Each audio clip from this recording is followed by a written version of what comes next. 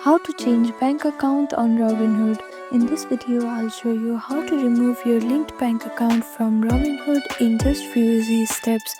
First, make sure you have downloaded Robinhood app on your phone.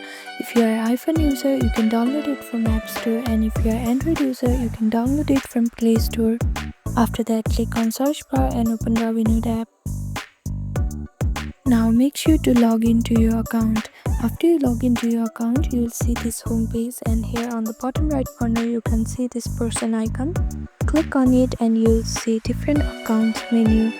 After that, click on transfers, or you can also click on search bar and type in transfers here. Now next step is to find out the bank you want to remove and tap on it. Then tap remove or unlink. Confirm it if you are sure, and that's it. This is how you can remove bank info from Robinhood account. Thank you for watching this video. Please do not forget to like, share and subscribe to our channel, and comment down below if you have any other queries. Thank you.